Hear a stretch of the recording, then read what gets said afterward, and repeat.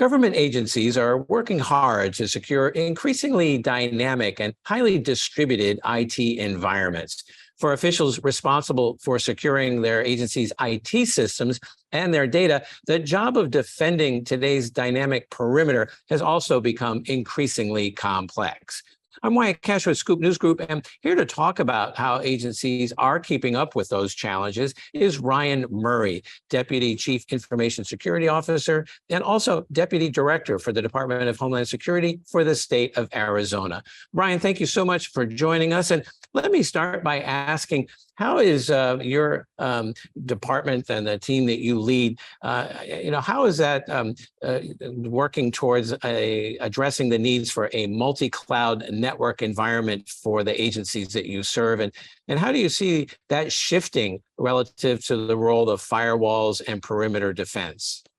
Yeah, great. Thanks for having me today, Wyatt. I really appreciate the conversation. And frankly, it's already shifted, right? We've already moved this direction. The state of Arizona has been what we call the cloud first state since 2019.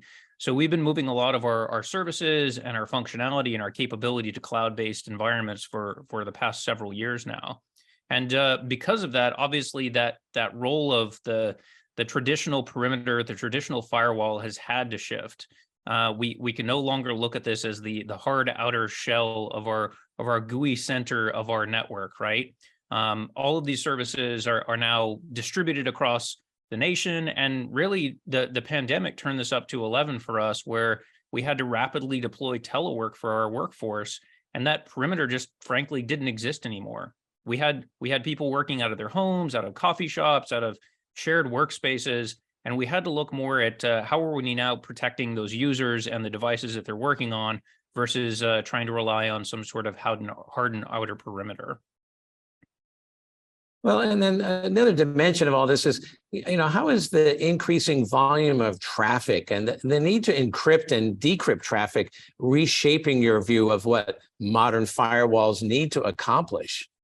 Yeah, well, and frankly, I mean, it's something we definitely have to talk about, but frankly, that has shifted because it's no longer looking at devices sitting on the state network or sitting on a corporate network, right? So we've had to look at what are those cloud-based solutions able to support.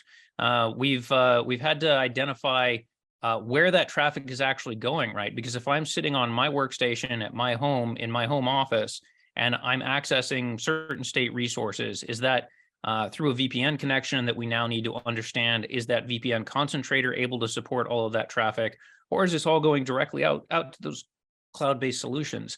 And something that we need to understand are our home internet connections capable of supporting that traffic? Are those cloud-based solutions capable of supporting all of this traffic? And then are those controls that we're putting in front of all of these other resources able to support those things? And it's something that we've had to take a very close and careful look at now, knowing that traffic pattern has shifted drastically. Well, can you talk a little about how you're seeing the infrastructure and security modernization efforts and investments paying off with potentially a stronger and a more dynamic perimeter to protect the state's data and its workers? Yeah, absolutely. I mean, this is paying dividends, right? We're no longer having to rely on potentially complicated legacy systems in state-run data centers or state office buildings that maybe were never built to purpose to be able to support this type of infrastructure. We're now relying on several of our high-powered private sector partners that this is what they do all day, every day. So we can rely on their infrastructure, their security capabilities to be able to keep that resiliency of these services as well as keep them protected. And because of that, like I said, that perimeter has shifted where we're no longer having to look at, okay, I've got a server sitting in a basement in a state-run facility. How do I protect that thing?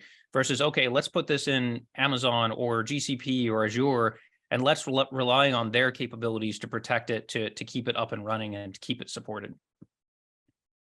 And then lastly, I'm curious, how has the federal government's and the White House executive order on national cybersecurity, and specifically around meeting zero trust objectives, how's that sort of trickled down or impacted the work you're doing at the state level for Arizona, and in particular, reshaping your top security priorities over the coming year?